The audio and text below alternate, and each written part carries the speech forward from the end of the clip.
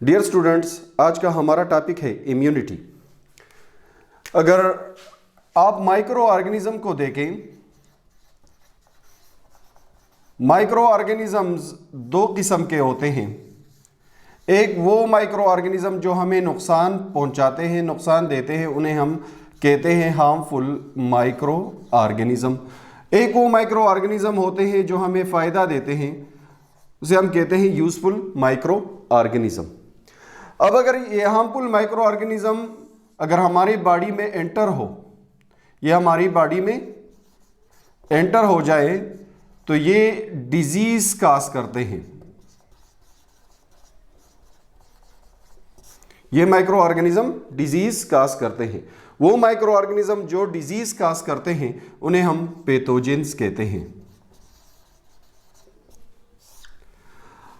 अब हमारी बॉडी क्या करती है? हमारी बॉडी इन पैथोजेंस का काउंटर अटैक करती है और इन पैथोजेंस को किल करती है। हमारी बॉडी की इस एबिलिटी को हम कहते हैं इम्यूनिटी। इम्यूनिटी को हम कुछ इस तरह डिफाइन करेंगे, ability of an organism to resist disease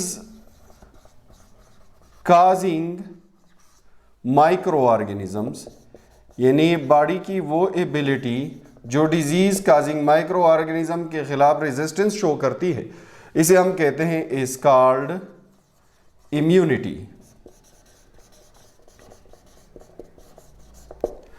अब इम्यूनिटी दो किस्म की होती है।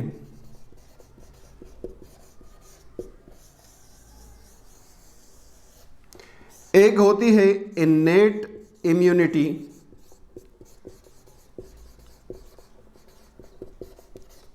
दूसरी होती है एक्वायर्ड इम्यूनिटी।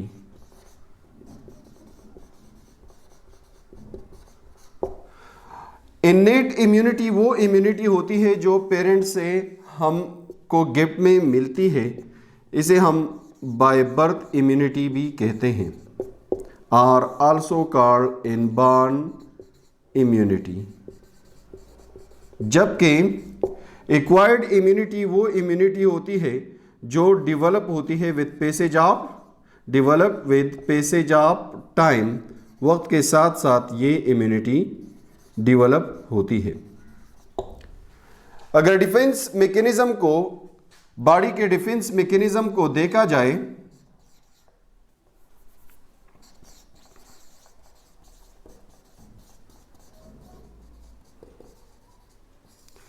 हमारी बॉडी का डिफेंस मैकेनिज्म 3 लाइंस पर मुश्तमिल होता है, यानी 3 बाउंड्री होती है। एक को हम कहते हैं first line of defence, first line of defence, दूसरा है सेकंड लाइन ऑफ डिफेंस और थर्ड है third line of defence. In 3 boundaries को जब पैथोजेंस क्रॉस करते हैं तो डिजीज काज होती है। अब ये फर्स्ट लाइन ऑफ डिफेंस और सेकंड लाइन ऑफ डिफेंस ये दोनों इन्नेट इम्यूनिटी में आती हैं, ये बाय बर्थ होती है, इनबॉर्न इम्यूनिटी होती है। जबकि third line of defence acquired immunity में आती है।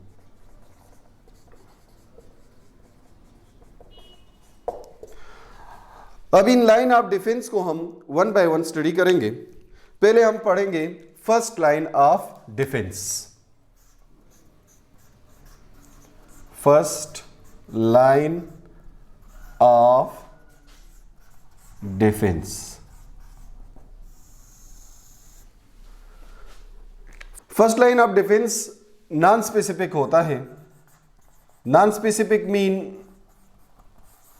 ये ख़ास पैथोजेंस के लिए नहीं होता, बल्कि हर किस्म पैथोजेंस को ये रोके रखता है कि जिस्म के अंदर दाखिल ना हो। फर्स्ट लाइन ऑफ डिफेंस बहुत से कंपोनेंट्स पर मुश्तमिल होता है, लेकिन इसके मेजर 3 कंपोनेंट्स हैं। एक है स्किन, दूसरा है डाइजेस्टिव सिस्टम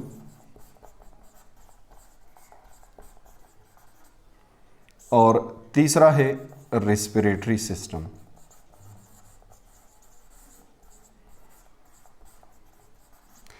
इसके अलावा अगर देखें तो फर्स्ट लाइन ऑफ डिफेंस में आइज भी आती हैं और ईयर भी आता है। पैथोजेंस न सिर्फ स्किन के ज़रिए, डाइजेस्टिव सिस्टम के ज़रिए, रेस्पिरेटरी सिस्टम के ज़रिए दाखिल होती है बॉडी में, जब बल्कि ये आइज़ के ज़रिए भी दाखिल होती है। तो आइज़ को प्रोटेक्शन जो है वो आईलिड्स देती है और इसके अलावा इसमें टीयर। इसी तरह अगर ईयर को देखें तो ईयर में वैक्स होता है, वैक्स पैथोजेंस को रोके रखता है।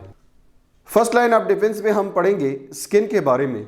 Skin is the outer covering of a body, ये बॉडी की आउटर कवरिंग है, यानी बॉडी को कवर करती है। इसके अलावा स्किन जो है ये फिजिकल एंड केमिकल बैरियर्स, ये फिजिकल और केमिकल बैरियर है। ये माइक्रोब्स को रोके रखता है ताकि माइक्रोब्स बॉडी के अंदर दाखिल ना हो, एक फिजिकल मेथड से और दूसरा केमिकल मेथड से, इसलिए इसको हम फिजिकल एंड केमिकल बैरियर कहते हैं। अब अगर स्किन के स्ट्रक्चर को देखा जाए तो स्किन दो लेयर्स पर मुश्तमिल होता है। एक होता है एपिडर्मस, दूसरा होता है डर्मस। एपिडर्मस स्पेशल सेल से बनता है जिसे हम कहते हैं एपिथेलियल सेल्स। एपिडर्मस जिन सेल से बना होता है उन्हें हम कहते हैं epithelial cells. Epithelial cells closely packed होते हैं, ये जरासीम को अंदर दाखिल नहीं होने देते हैं। एपिथेलियल सेल्स के साथ साथ एपिडर्मस में ड्राई सेल्स पाए जाते हैं। ये ड्राई सेल्स केराटिन कंटेन करते हैं, इनमें केराटिन पाया जाता है और इन ड्राई सेल्स में जब माइक्रोब्स या पैथोजेंस एंटर होते हैं तो इन माइक्रोब्स को ना तो फूड मिलती है यहाँ और ना ही वाटर मिलती है, जो माइक्रोब्स के ग्रोथ के लिए बहुत ज़रूरी होती है। इसी तरह ये माइक्रोब्स यहाँ मर जाते हैं और बॉडी के अंदर दाखिल नहीं होते। इसी तरह ये ड्राई सेल शेडिंग प्रोसेस के ज़रिए स्किन से अलग हो जाते हैं। अब आते हैं डर्मस की तरफ। डर्मस को देखें तो dermis contain 2 glands.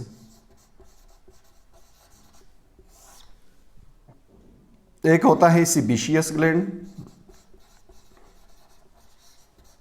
Sebaceous gland sebum secrete करता है। सीबम एक ऑयली फ्लूइड होता है, ये सिक्रीट करता है। और इसके अलावा यहाँ स्वेट ग्लैंड्स होता है जो स्वेट सिक्रीट करता है, सिक्रीट स्वेट। अगर डायग्रामेटिकली देखा जाए तो ये स्किन का एपिडर्मस है और ये वाला हिस्सा डर्मस है। अब अगर यहां देखें हम डर्मस में, तो डर्मस में ये हेयर है और जिस तरह स्किन पे हेयर्स होते हैं इसी तरह के ये हेयर्स है। यहां ये हेयर फॉलिकल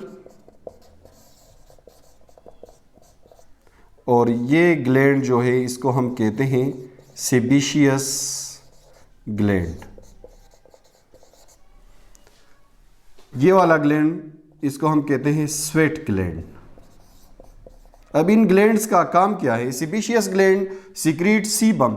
ये क्या सिक्रीट करता है? ये सीबम सिक्रीट करता है और सीबम ये ईयर के साथ साथ यहाँ ईयर पोर पर सिक्रीट होकर यहाँ पर आ जाता है और स्किन को आयली रखता है, एपिडर्मस को आयली रखता है। जब एपिडर्मस आयली हो तो यहाँ पैथोजेंस एंटर नहीं हो सकते।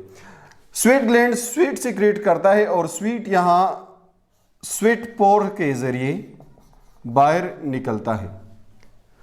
अब ये सीबम में क्या है? Sebum contain fatty acids, lactic acids and fatty acids. अगर सीबम को देखें तो सीबम में लैक्टिक एसिड और फैटी एसिड होता है। यहाँ एक तीसरा लेयर में बना देता हूँ। इस तीसरे लेयर में यहाँ पर फैट्स मौजूद होते हैं। इस layer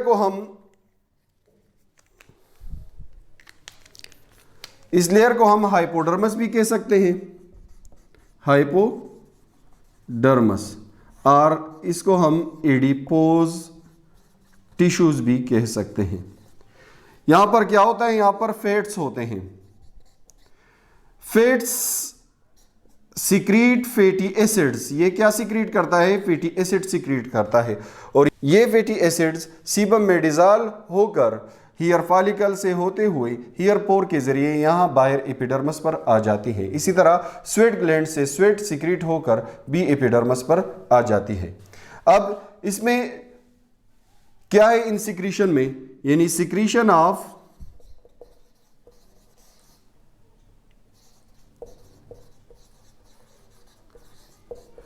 sebaceous glands. Sebaceous glands की सिक्रीशन में नेचुरल एंटीबायोटिक्स होते हैं, नेचुरल एंटीबायोटिक्स होते हैं जो फैटी एसिड्स और लैक्टिक एसिड्स की शक्ल में होते हैं और ये माइक्रोब्स को किल कर देते हैं। इसी तरह secretion of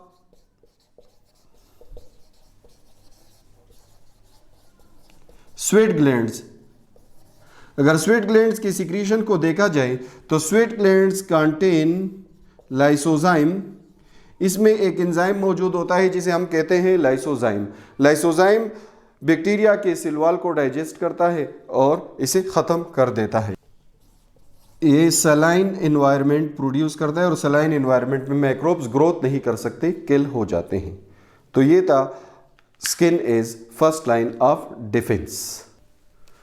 first line of defence में स्किन के अलावा अगर डाइजेस्टिव सिस्टम को देखा जाए तो digestive system contain mouth cavity. Digestive system में माउथ कैविटी प्रेजेंट होती है।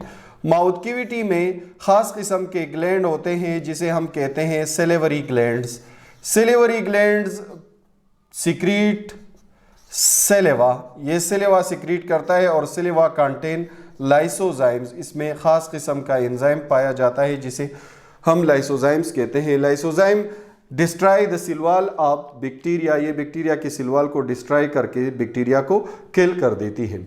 इसके अलावा अगर डाइजेस्टिव सिस्टम के लाइनिंग को देखा जाए तो डाइजेस्टिव सिस्टम के लाइनिंग में म्यूकस मेम्ब्रेन पाया जाता है और म्यूकस मेम्ब्रेन क्या करता है, म्यूकस सिक्रीट करता है। इसमें म्यूकस सिक्रीटिंग सेल्स पाए जाते हैं, म्यूकस सिक्रीटिंग सेल्स। अगर हम म्यूकस सिक्रीटिंग सेल का एक डायग्राम बनाएं, फॉर एग्जांपल ये एक म्यूकस सिक्रीटिंग सेल है, ये न्यूक्लियस है और न्यूक्लियस के साथ साथ ये एंडोप्लाज्मिक रेटिकुलम है। अब ये एंडोप्लाज्मिक रेटिकुलम एक ख़ास किस्म के वेसिकल सिक्रीट करते हैं। इन वेसिकल्स में म्यूकस पाया जाता है। ये म्यूकस बाहर निकल कर सेल के सरफेस पर आ जाता है और ये पैथोजेंस को ट्रैप करने में मदद देता है, पैथोजेंस को रोके रखता है, पैथोजेंस को ट्रैप कर देता है। इसके अलावा अगर म्यूकस सिक्रीटिंग सेल को देखा जाए तो इनमें हेयर्स लाइक स्ट्रक्चर भी पाए जाते हैं। इन हेयर्स लाइक स्ट्रक्चर को हम कहते हैं सिलिया। सिलिया क्या करते हैं, सिलिया म्यूकस को प्रोपेल करते हैं। ये म्यूकस को ऊपर नीचे करके पैथोजेंस को रोके रखने में मदद देते हैं, पैथोजेंस को ट्रैप करने में मदद देते हैं। अब अगर हम डाइजेस्टिव सिस्टम में देखें तो स्टमक को देखें तो stomach secrete gastric juice. Stomach gastric juice को सिक्रीट करता है। ये गैस्ट्रिक जूस दो कंपोनेंट पर मुश्तमिल होता है, एक HCl और दूसरा पेप्सिनोजीन। अब इसमें ये HCl क्या है, HCl एंटीसेप्टिक है, ये जरासीम कुश है, जरासीम को किल कर देते हैं, पैथोजेंस को किल कर देते हैं। अब वो पैथोजेंस जिनको सीलिया और म्यूकस ने रोके रखा होता है, स्टमक में आ जाते हैं और स्टमक में HCl के जरिए वो किल हो जाते हैं, खत्म हो जाते हैं और फिर स्टूल के जरिए बॉडी से बाहर निकल जाते हैं। फर्स्ट लाइन ऑफ डिफेंस में स्किन और डाइजेस्टिव सिस्टम के अलावा रिस्पिरेटरी सिस्टम भी होता है। रिस्पिरेटरी सिस्टम के अगर लाइनिंग को देखा जाए तो ये भी म्यूकस मेम्ब्रेन कंटेन करते हैं। Mucus membrane mucus secreting cells और सीलिया से बने होते हैं जो पैथोजेंस को रोके रखते हैं और फिर ये पैथोजेंस कांसी के जरिए बॉडी से बाहर चले जाते हैं। अब इसके अलावा अगर हम देखें तो लंग्स में एयरसेक पाए जाते हैं जिसे हम एल्वेलाई कहते हैं। एल्वेलाई में एक स्पेशल केमिकल सिक्रीट होता है जिसे हम कहते हैं सर्फेक्टेंट।